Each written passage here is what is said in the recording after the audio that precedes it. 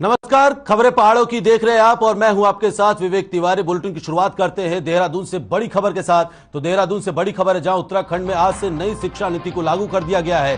शिक्षा निदेशालय में बाल वाटिका का शुभारंभ किया गया है। मुख्यमंत्री पुष्कर सिंह धामी ने शुभारंभ किया है। नई शिक्षा नीति लागू करने वाला पहला राज्य उत्तराखंड बन गया है। तो बड़ी और अहम जानकारी आप तक पहुंचा रहे हैं देहरादून से, जहां उत्तराखंड में आज से नई शिक्षा नीति को लागू कर दिया गया है। बाल वाटिका का शुभारंभ किया है सीएम पुष्कर सिंह धामी ने। नई शिक्षा नीति लागू करने वाला पहला राज्य उत्तराखंड बन गया है। तो आज से नई शिक्षा नीति को लागू कर दिया गया है उत्तराखंड में। और मुख्यमंत्री पुष्कर सिंह धामी ने शिक्षा निदेशालय में बाल वाटिका का शुभारंभ भी किया और नई शिक्षा नीति लागू करने वाला पहला राज्य उत्तराखंड अब बन गया है। तो आपको बता दें कि नई शिक्षा नीति को बहुत पहले ही मंजूरी मिल चुकी थी, जिसके बाद अब उत्तराखंड में आज से नई शिक्षा नीति को लागू कर दिया गया है और पूरे देश भर में नई शिक्षा नीति को लागू करने वाला पहला राज्य उत्तराखंड बन गया है। इस मौके पर आपको बता दें कि शिक्षा निदेशालय में बाल वाटिका का शुभारंभ भी सीएम पुष्कर सिंह धामी ने किया है।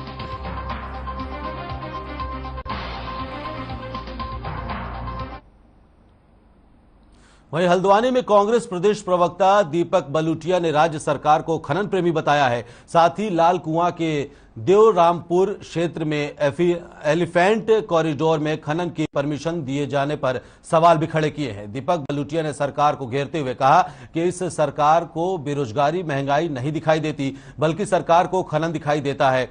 साथ ही चेतावनी भी दी कि अगर सरकार ने प्रतिबंधित क्षेत्र में खनन करने का काम बंद नहीं किया तो कांग्रेस हाई कोर्ट जाने के लिए बाध्य होगी।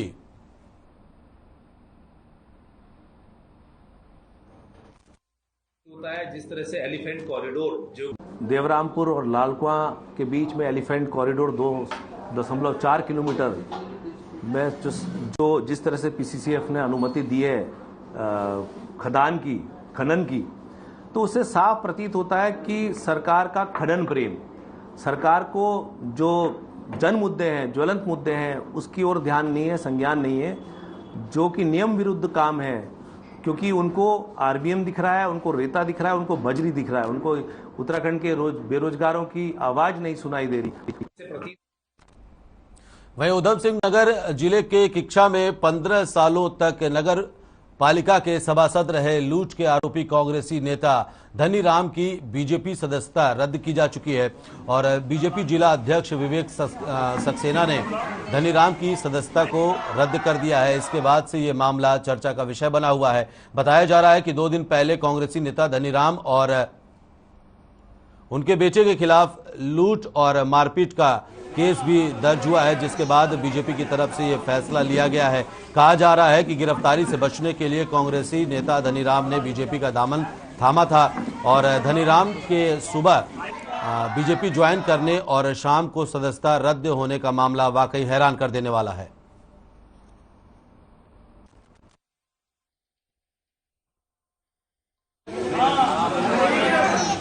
का एक लंबा अनुभव है। पिछले 30 सालों लगातार कांग्रेस की सेवा की है, तमाम पदों पर रहे हैं, वार्ड मेंबर रहे हैं, मंडी में पदों पर रहे हैं, संगठन में पदों पर रहे हैं। उनकी पत्नी हमारी जो बहन हैं अयोध्या देवी जी, ये भी पार्षद रहे, नगर की मेंबर रही हैं। आज इन सबका, इनके समर्थकों का पार्टी में आना एक बड़ी बात है। ये क्षेत्र वैसे तो भाजपा के समर्थित क्षेत्र है, लेकिन इनके आने से और ज़्यादा मजबूती भाजपा को मिलेगी। मैंने इनका स्वागत किया है। आज बड़ी संख्या में लोग शामिल हैं। धनीराम जो कांग्रेस के पार्षद रहे और अब की बार उपचुनाव में भी पार्षद के उन्होंने नॉमिनेशन किया और कांग्रेस प्रत्याशी के पक्ष में नाम वापस लिया। हमेशा भारतीय जनता पार्टी के खिलाफ उन्होंने चुनाव लड़ा। कल उनके ऊपर एक लूट का मुकदमा दर्ज हुआ और उस लूट के मुकदमे से बचने के लिए आज उन्होंने भारतीय जनता पार्टी की सदस्यता ग्रहण करी। किसी भी आपराधिक छवि के व्यक्ति का भारतीय जनता पार्टी में कोई।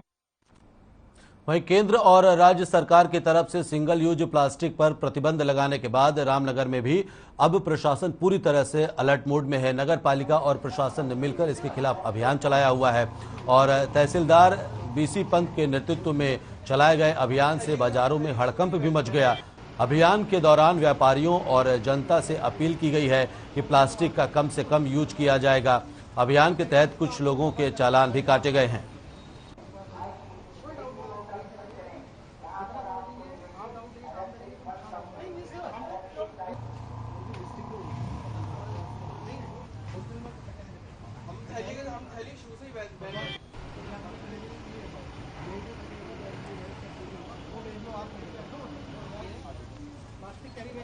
तो केंद्र और राज्य सरकार की तरफ से आपको बता दें कि पहले ही सिंगल यूज प्लास्टिक पर पूर्ण रूप से प्रतिबंध लगा दिया गया है। इसके बाद अब रामनगर में प्रशासन ने सड़कों पर उतरकर बाजारों में जांच पड़ताल की और प्लास्टिक को लेकर के जागरूकता भी फैलाने की कोशिश की। इसके साथ ही जिन लोगों के पास प्लास्टिक मिला जो सिंगल यूज था उनके चालान भी काटे गए हैं।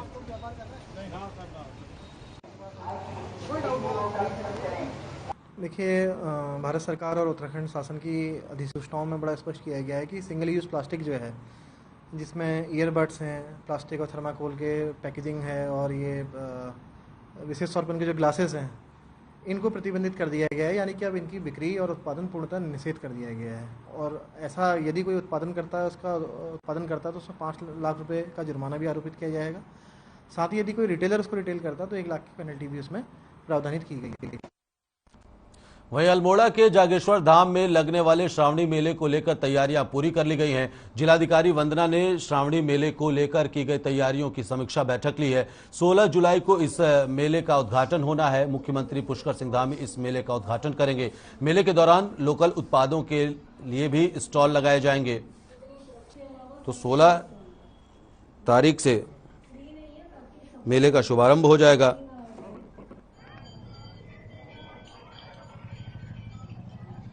तो आपको बता दें कि अल्मोड़ा के जागेश्वर धाम में लगने वाले श्रावणी मेले की तैयारियां पूरी कर ली गई हैं और जिलाधिकारी वंदना ने श्रावणी मेले को लेकर के तैयारियों की समीक्षा बैठक ली और 16 जुलाई से इस मेले का उद्घाटन होना है और खुद सीएम पुष्कर सिंह धामी पहुंचकर मेले का उद्घाटन करेंगे।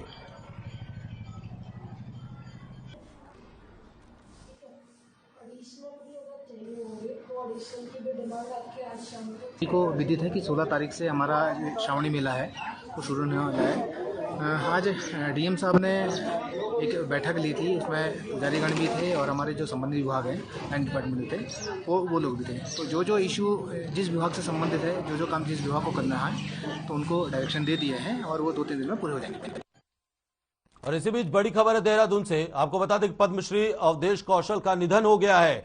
पद्मश्री अवधेश कौशल का निधन हो गया। आज सुबह सामाजिक कार्यकर्ता जो है उनका निधन हो गया और दून के मैक्स हॉस्पिटल में उनका इलाज चल रहा था। तो आपको बता दें कि कई सामाजिक कार्यों में भी उन्होंने अहम योगदान दिया है, अहम भूमिका उनकी रही है समाज में।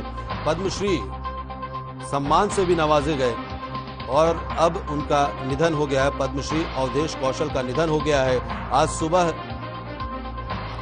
देहरादून के मैक्स हॉस्पिटल में उनका देहांत हुआ और एक अच्छी छवि थी उनकी जो अब हमारे बीच नहीं रहे और पद्मश्री अवधेश कौशल का निधन हो गया है। पद्मश्री सम्मान से नवाजे गए अवधेश कौशल का निधन हो गया है। दून के मैक्स हॉस्पिटल में उनका इलाज चल रहा था और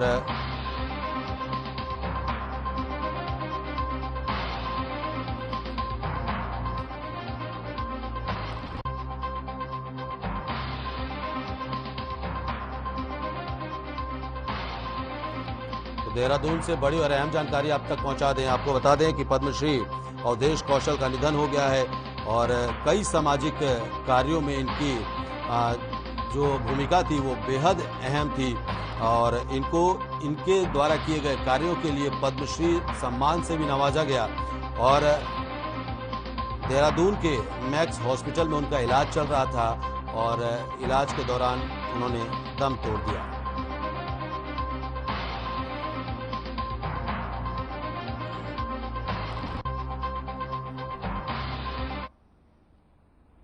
वहीं चंपावत जिले के देवीधुरा में मां बाराही मंदिर में लगने वाले पत्थर मार मेले को सरकार ने राज्य मेला घोषित कर दिया, जिसको लेकर विधायक खुशहाल सिंह अधिकारी, मां बाराही मंदिर कमेटी और क्षेत्रवासियों ने सीएम धामी का आभार भी जताया। वहीं 8 अगस्त से शुरू होने जा रहे पत्थर मार मेले की तैयारी को लेकर चंपावत के जिलाधिकारी ने बैठक आयोजित की। बैठक में क्षेत्रीय विधायक खुशहाल सिंह अधिकारी, जिला पंचायत अध्यक्ष ज्योति राय, मंदिर कमेटी के पदाधिकारी और क्षेत्रीय जनता मौके पर मौजूद रहे। वहीं बैठक में सुरक्षा, परिवहन, बिजली और पेयजल व्यवस्था समेत कई चीजों पर चर्चा की गई। वहीं जिलाधिकारी नरेंद्र सिंह भंडारी ने बताया कि मेले की व्यवस्था प्रशासन की ओर से कराई जाएगी।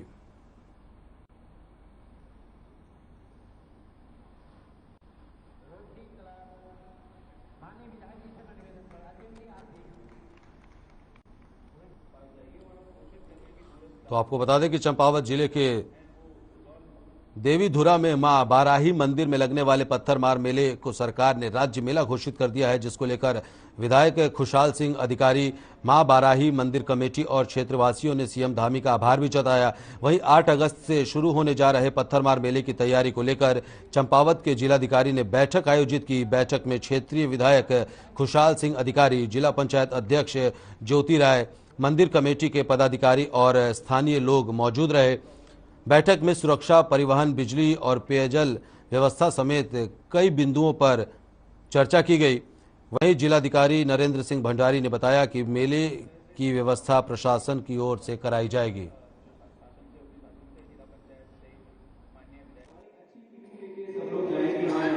रोटरी क्लब जो हमने बजट डिमांड शासन से लगभग 1 करोड़ की है वो हमने कर ली है, और सांस्कृतिक दल इसमें, और जो साज सज्जा है, ट्रैफिक कानून व्यवस्था है, विद्युत की व्यवस्था है, पेयजल की व्यवस्था है, सड़कों की व्यवस्था है, पार्किंग की व्यवस्था है, ये सारी जो व्यवस्थाएं हैं इसके लिए आज एक बैठक की गई है और सभी विभागों को निर्देशित किया गया है कि जिला पंचायत और एसडीएम साहब के माध्यम से जो भी आवश्यक कार्य हैं वो जल्द पूरे करने की व्यवस्थाएं होनी है, उसके संबंध में बैठक है।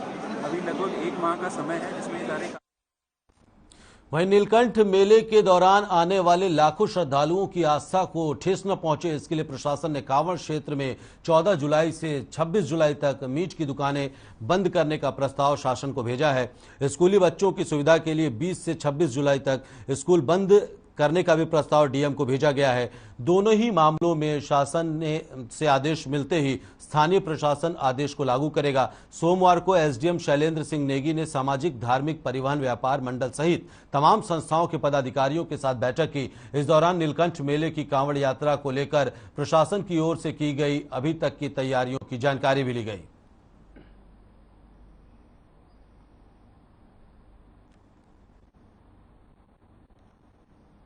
तो आपको बता दें कि नीलकंठ मेले के दौरान आने वाले लाखों श्रद्धालुओं की आस्था को ठेस न पहुंचे, इसके लिए प्रशासन ने कांवड़ क्षेत्र में 14 जुलाई से 26 जुलाई तक मीट की दुकानों को बंद रखने का प्रस्ताव शासन को भेजा है। स्कूली बच्चों की सुविधा के लिए 20 से 26 जुलाई तक स्कूल बंद करने का भी प्रस्ताव डीएम को भेजा गया है। दोनों ही मामलों में शासन से आदेश मिलते ही स्थानीय प्रशासन आदेश को लागू करेगा। और सोमवार को एसडीएम शैलेंद्र सिंह नेगी ने सामाजिक, धार्मिक, परिवहन, व्यापार मंडल सहित तमाम संस्थाओं के पदाधिकारियों के साथ बैठक की।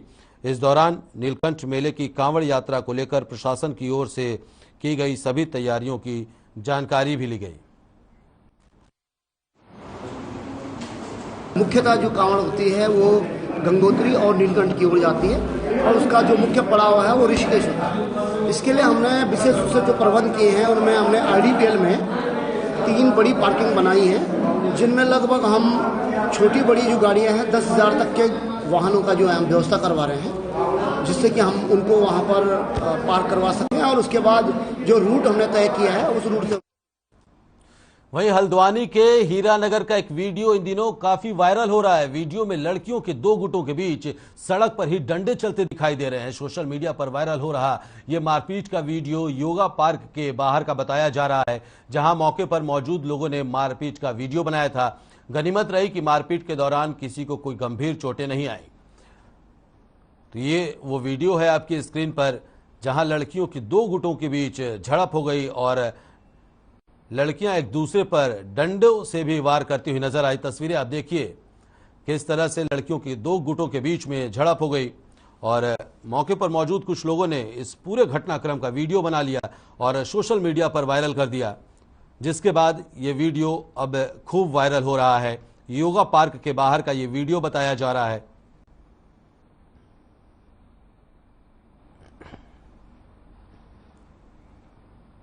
वहीं उधम सिंह नगर के किच्छा में व्यापार मंडल की तरफ से अच्छी पहल की गई है। व्यापार मंडल ने बाजार में सीसीटीवी कैमरे लगाने के लिए पुलिस प्रशासन को 1 लाख रुपए का चेक दिया है।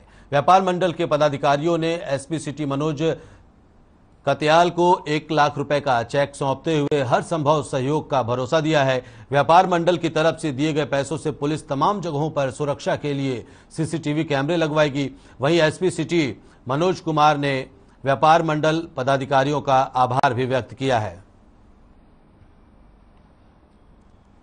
तो बाजारों में सीसीटीवी कैमरे लगाएंगे और व्यापार मंडल ने पुलिस की मदद के लिए 1 लाख रुपए का चेक पुलिस को सौंपा है। उधम सिंह नगर के किच्छा में व्यापार मंडल की ये अच्छी पहल है जिसकी लोग भी तारीफ कर रहे हैं। व्यापार मंडल ने बाजार में सीसीटीवी लगाने के लिए पुलिस प्रशासन को 1 लाख रुपए का चेक दिया है और व्यापार मंडल के पदाधिकारियों ने एसपी सिटी मनोज कत्याल को 1 लाख रुपए का चेक सौंपते हुए हर संभव सहयोग का भी भरोसा दिया है। व्यापार मंडल की तरफ से दिए गए पैसों से पुलिस इलाके के कई जगहों पर सुरक्षा के लिए सीसीटीवी लगवाएगी। वहीं एसपी सिटी मनोज कुमार ने व्यापार मंडल के पदाधिकारियों का आभार भी जताया है। एक किच्छा में व्यापार मंडल के सहयोग से हमें इन्होंने सीसीटीवी के लिए कुछ धनराशि उपलब्ध कराई है और जिसका सीधा भुगतान सीसीटीवी को किया जाएगा। और इसमें मैं इन लोगों का बहुत बहुत धन्यवाद करता हूं क्योंकि सीसीटीवी जो है बहुत इंपॉर्टेंट क्लू रहता है, चाहे लॉ एंड ऑर्डर हो या कोई कम्युनल प्रॉब्लम हो। क्योंकि मैंने एक आह्वान किया था अपने व्यापारियों से कि हमारे शहर में बहुत सी चोरियां होती हैं, कई दिक्कतें आती हैं और हमें पुलिस प्रशासन की मदद के लिए 1 लाख रुपए की जरूरत है।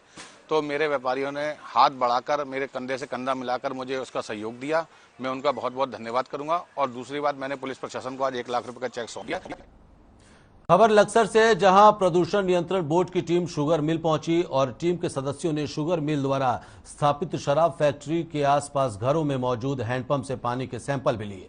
इस दौरान शुगर मिल परिसर में बहने वाले नाले के सैंपल भी लिए गए। बता दें कि लक्सर निवासी प्रवीण कुमार ने केंद्रीय प्रदूषण नियंत्रण बोर्ड को लिखित शिकायती पत्र देकर शुगर मिल प्रबंधन के खिलाफ कार्रवाई की मांग की थी। प्रदूषण नियंत्रण बोर्ड ने पत्र पर संज्ञान लेकर उत्तराखंड प्रदूषण नियंत्रण बोर्ड को जांच रेफर कर दी है। प्रदूषण नियंत्रण बोर्ड के रीजनल अधिकारी सुभाष पवार के नेतृत्व में अधिकारियों की टीम लक्सर शुगर मिल परिसर पहुंची। इस दौरान शिकायतकर्ता सुभाष पवार भी मौजूद रहे। प्रदूषण नियंत्रण बोर्ड की टीम ने शुगर मिल के आसपास मौजूद घरों में लगे हैंडपंप के साथ ही पास में ही बहने वाले नाले के पानी का भी सैंपल लिया और जांच के लिए लैब में भेज दिया गया है। वहीं प्रदूषण नियंत्रण बोर्ड के रीजनल अधिकारी ने कहा है कि शिकायत को संज्ञान में लेकर गहनता से जांच की जा रही है।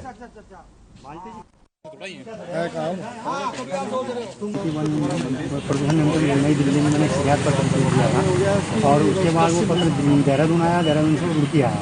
आज उड़की जाँच टीम आई है। अब मेरा जांच टीम से यही कहना है कि जो जांच मौके पे मैंने इनको जो चीज़ें दिखाई हैं वो तो मैं इन्हें दिखाई रहा हूँ, लेकिन मेरा इनसे यही कहना है कि इस जांच को सही तरीके से करके रिपोर्ट को सही तरीके से दें ताकि लोगों का जीवन बचाया जा सके। मैं लोगों के लिए लड़ रहा हूँ, मैं अपने लिए कोई लड़ाई नहीं लड़ रहा हूँ। एक हमको शिकायत मिली, प्रवीण कुमार की तरफ से शिकायत मिली थी, जिनका ये कह रहा था कि शुगर मिल के आसपास मंदिर है, मस्जिद है और जो पानी है उसका पोल्यूटेंट है। इसके परिप्रेक्ष्य में हमारे द्वारा आज मेरे साथ सहायक वैज्ञानिक अधिकारी डॉक्टर अजीत सिंह है, उनकी उपस्थिति में और मैं स्वयं और आप सैंपल लिए जा रहे हैं और संपूर्ण निरीक्षण किया जाएगा। फैक्ट्री के अंदर भी निरीक्षण किया जाएगा, फैक्ट्री के बाहर भी हम लोग सैंपलिंग कर रहे हैं और ये सैंपल हम लोगों द्वारा भारत सरकार द्वारा अप्रूव लैब है, नोएडा टेस्टिंग लैब, उसको भेजा जा रहा है और उसके बाद जो टेस्टिंग रिपोर्ट आएगी उसके बाद ही हम किसी अंतिम निर्णय पहुंच पाएंगे। वहीं मानसून सत्र के शुरू होते ही पर्वतीय इलाकों के साथ ही कई मैदानी इलाकों में भी बारिश हुई। बारिश के से एक तरफ जहां लोगों को गर्मी से राहत मिली तो वहीं कई जगहों पर बारिश कहर बनकर टूट पड़ी है। बारिश के बाद कोसी बैराज में पानी का जलस्तर अचानक बढ़ गया। सिंचाई विभाग के जावेद अहमद के मुताबिक कोसी बैराज के बढ़ते जलस्तर को देखते हुए विभाग पूरी तरह से अलर्ट मोड में है। साथ ही बताया जा रहा है कि लोगों से कोसी नदी से दूरी बनाए रखने की अपील भी की गई है। तो प्रशासन ने एडवाइजरी जारी की है। बारिश कहीं राहत लेकर आई है तो कहीं आफत बनकर बरस रही है।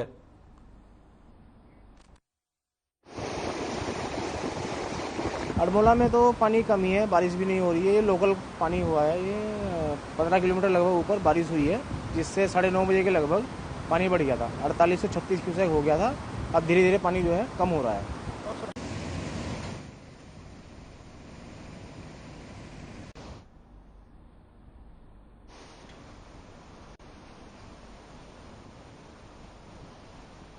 तो आपको बता दें कि मानसून सत्र के शुरू होते ही पर्वतीय इलाकों के साथ ही कई मैदानी इलाकों में भी बारिश हुई और बारिश से एक तरफ जहां लोगों को गर्मी से राहत मिली तो वहीं कई जगहों पर बारिश कहर बनकर आई है।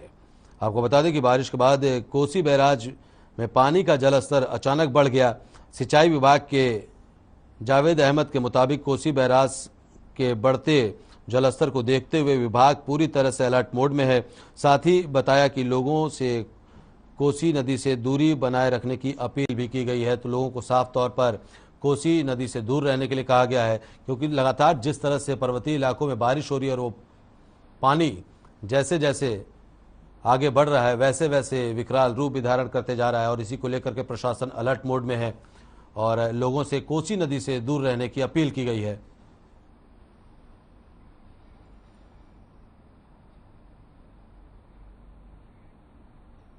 वहीं उधम सिंह नगर के खाटिमा में उस वक्त अफरा तफरी मच गई जब हाईवे पर पेड़ गिर गया और पेड़ गिरने की वजह से लगभग 1 घंटे तक हाईवे जाम रहा। बताया जा रहा है कि ट्रक के टकराने से पेड़ सड़क पर आ गिरा, जिससे हाईवे पर जाम के हालात बन गए। वहीं पेड़ की चपेट में आने से बिजली के तारों को भी नुकसान पहुंचा है। गनीमत ये रही कि जिस वक्त पेड़ हाईवे पर गिरा उस वक्त सड़क पर कोई वाहन या राहगीर नहीं था। स्थानीय लोगों से मिली सूचना पर खाटिमा वन विभाग की टीम मौके पर पहुंची और पेड़ को काटकर हाईवे से हटाया।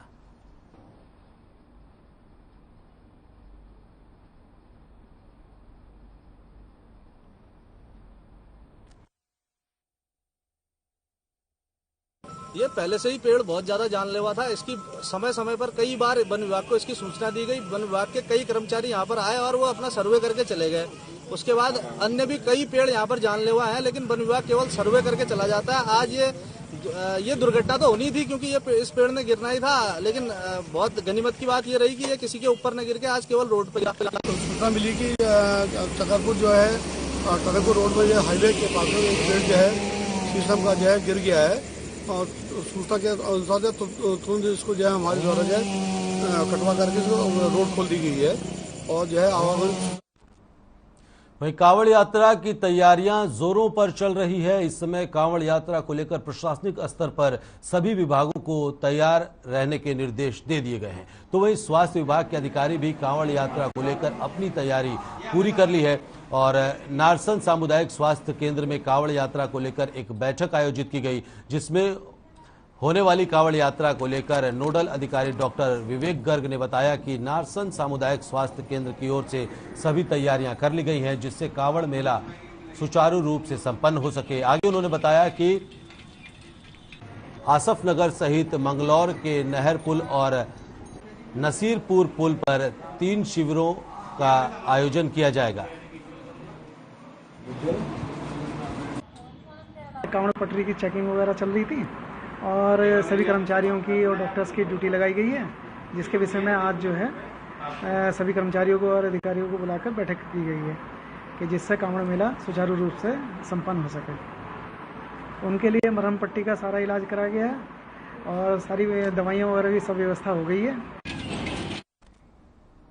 वहीं थराली के कुलसारी के जवरकोट में ककड़तोली में खुल रहे स्टोन क्रेशर के खिलाफ ग्रामीणों ने मोर्चा खोल दिया है और क्रेशर को यहां से हटाने की मांग की है। अपनी इस मांग को लेकर ग्रामीण महिलाएं तहसील परिसर पहुंची और पूर्व में उप जिलाधिकारी को भेजे गए ज्ञापन पर कार्रवाई करने की मांग की। उप जिलाधिकारी को दिए गए ज्ञापन में ग्रामीणों ने स्टोन क्रेशर के पास ही आंगनबाड़ी और स्कूल होने का दावा किया था, जहां स्टोन क्रेशर से उड़ रही धूल से पीने के पानी को नुकसान हो रहा है। वहीं जब इस बारे में थराली के तहसीलदार से पूछा गया तो तहसीलदार प्रदीप नेगी ने बताया कि ग्रामीणों की आपत्तियों पर संयुक्त निरीक्षण किया जा रहा है और निरीक्षण में स्टोन क्रेशर मानकों के अनुरूप ही लग रहा है। उन्होंने कहा कि मानकों से अलग अगर स्टोन क्रेशर में कुछ खामियां पाई गई तो उनके खिलाफ उचित कार्रवाई की जाएगी।